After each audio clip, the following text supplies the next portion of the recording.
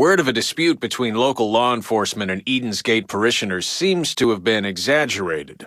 We'd heard there was an attempted arrest, but the sheriff's office released a statement saying any such action is waiting on legal clarification. The Seed family has fully covered the renovation of a local school. While the locals are thankful for the gesture, will this become like so many of their other public projects and be used to promote their beliefs? We're getting more reports on conflict between Hope County locals and Eden's Gate. Sounds like these two groups just don't want to be friends. When we spoke to the dispatcher at the local sheriff's office, it was pretty clear she was exasperated with all the bickering. UN peacekeepers are being deployed to the Middle East in an attempt to root out known terrorist groups. So far, it doesn't appear to be helping. Analysts are saying it's actually escalating tensions and helping these terrorist groups recruit new members. Military bases in the Middle East are on high alert due to troop movements along the Israeli border. The Joint Chiefs of Staff have said they're closely monitoring the situation. The unsanctioned nuclear testing off the coast of Asia continues. Although most countries in the region have agreed to abide by the nuclear weapons ban, North Korea was not one of them. Washington is trying to convince our allies in the area to exert pressure to stop the testing, but it's not looking likely. Police have arrested a suspect in the recent bombing of an Amsterdam tube station. The man claims to have been acting on the words of God and called himself a true prophet. This is just one of many terror attacks in the last few weeks all over the world. Recent reports of military skirmishes in the Pacific have top officials worried. The potential to escalate remains a large concern, according to one Washington staffer. We're hearing rumors that Army Reserve soldiers are being told to be ready at a moment's notice.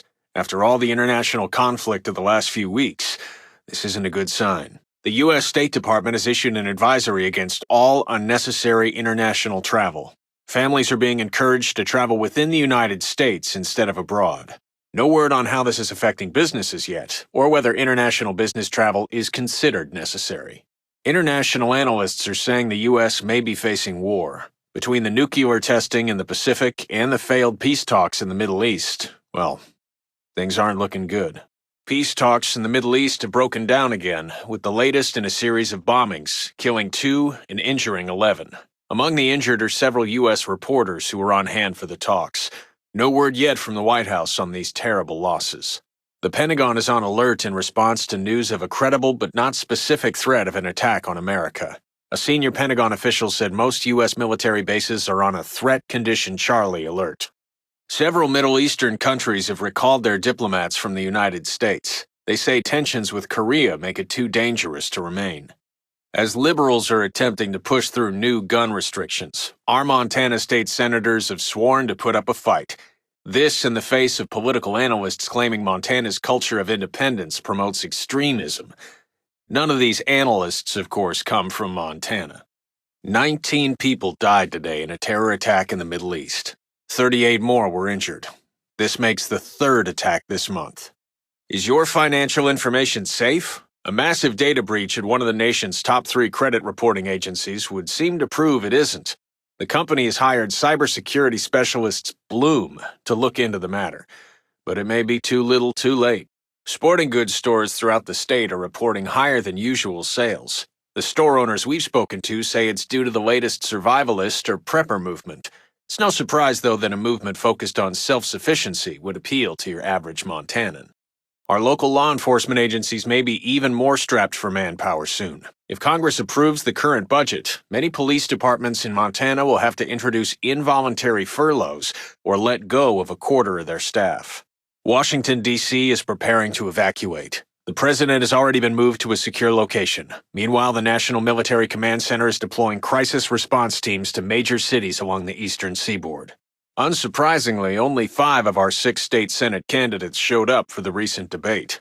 Local failed magnate Herc Drubman was not one of them. Again, surprising no one, considered his campaign thus far. World news continues being depressing. An attack on a police facility in Kashmir has left 8 dead and dozens injured. The injured have been evacuated to a nearby hospital. At least 2 of the attackers were killed, but we don't yet have a full count on the casualties. The strain in Asia is increasing. Between threats of nuclear activity and potential trade sanctions, it seems likely that conflict will break out sometime in the near future. If it does, the United States will have to get involved. All communication from North Korea has stopped. Analysts are saying this silence is not a good sign, and the Koreans may be preparing for nuclear war. The first attack could come at any moment. Russia has been attacked. Bombs hit Moscow this morning. No final word on casualties, but experts are saying the numbers are in the millions. If there was any hope for peace, it's gone now. U.S. military installations in Europe and the Middle East have been told to go on Threat Con Charlie in response to threats coming out of the Pacific. Recent global conflicts have the government requesting that all U.S. citizens traveling in Asia or the Middle East return home as soon as possible. If you have family out there, check in with them. More refugees in the Middle East are seeking asylum in the United States as tensions ratchet up globally. The White House thus far has refused to make a statement. Meanwhile, our neighbors to the north have been accepting thousands of refugees. One of our own was injured in a suicide bombing that killed 1 and injured 3 soldiers. The attack happened in Afghanistan over the weekend. Although his name hasn't been released, we do know he's from Butte, Montana, and his family has been notified. The Department of Homeland Security has issued an intermediate alert today. Affected regions include New York, Los Angeles, Washington, D.C., and San Francisco. Montana isn't expected to be affected, but it's always possible. Keep alert, people. Stock up on food and water, just in case. There have been reports of a potential biological weapon released in South America. Hundreds have died within the last 3 days. Officials initially claimed it was a viral outbreak. A nuclear power plant in Tennessee was shut down earlier this week thanks to an equipment malfunction. It's a relatively new plant, so this news is particularly alarming. Are our kids going to be literate? Up until recently, every new generation in the U.S. had access to better education than the one before it. But with the budget cuts in the Montana university system lately, that's looking less and less likely. Repairs to the interstate completed this week, leaving many drivers relieved. Truck drivers in particular are pleased since the notoriously potholed road has been known to cause damage to large vehicles. Several Montana trucking companies have said it was cutting down on how many drivers were willing to work for them. The recent bus drivers' strike threatens to return, unless both parties can find a way to compromise. The Montana Teamsters Union cites the school district's practice of hiring private contractors from out of state as unfair labor practice. Preparations continue for the upcoming Montana Horse Show and Rodeo in Lewistown. Organizers anticipate an even larger turnout than last year, with an estimated 19,000 attendees. Tickets are $5. Student test scores are on the rise for the 3rd year in a row. The state superintendent credits recent programs to increase parent engagement with making the difference. Montana now ranks 24th in the nation. If you're looking for something productive your kids can do, nature show host and celebrity Karen James will be leading a new summer camp teaching students about Montana's native flora and fauna. She says the main focus will be teaching students self-sufficiency and wilderness safety. Montanans may have fewer options when it comes to grocery shopping in the future. Another national chain of grocery stores is filing for bankruptcy. When asked if this was an indicator of a financial depression, the Secretary of the Treasury said, "Absolutely not." This year's state fair looks to be one of the largest on record, with commercial vendors rushing to sign up. In addition to the standard competitions and entertainment, this year's fair will be good for the Great Falls economy. Be prepared to tighten your belt this year. The sudden drought hitting the eastern side of the state has left farmers struggling to make ends meet. This year's statewide wheat crop will be 1/3 smaller than last year's. Discussions of increased irrigation are on the table, but many small farmers say they can't afford it unless the state steps in to help. Thanks to the shift in weather patterns, we're facing a potential fire season here in Montana. As farmland lies barren, the surrounding countryside dries up. The state fire marshal cautions that everyone must be careful not to accidentally set off a conflagration. The nursing shortage continues, with hospitals throughout the state severely understaffed. Policymakers in the capital are considering rolling out an incentive program to encourage college-age students to go to nursing school. In the meantime, our hospitals are having to turn away patients. The anniversary of Clutch Nixon's death is fast approaching, and still there's no official word on a celebration. It's a shame such a famous man is being forgotten. How many of us enjoyed watching his daredevil stunts when we were growing up?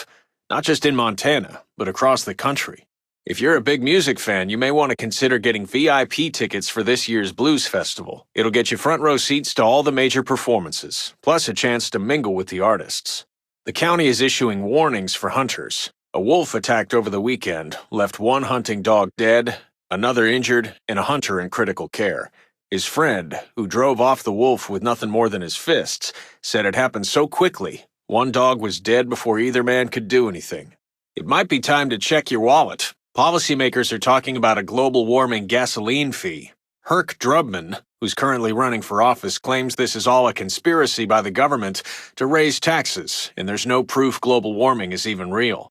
The upcoming Bitterroot Flower Festival is now open to vendor applications.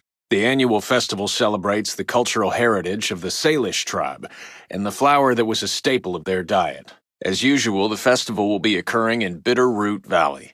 The next time you're at the grocery store, you may want to reconsider what you purchase. Rates of obesity are continuing to rise in Montana, though at a slower rate than most of the rest of the country. If we can improve on that trend, it'll go a long way toward improving health in our state. Good news for conservationists, potentially bad news for fishermen. The Department of Fish and Wildlife will be funding a new tag and release program for the endangered white sturgeon. Anyone found to have caught one will be fined, so leave those sturgeon alone. Or, if you catch one, throw it back.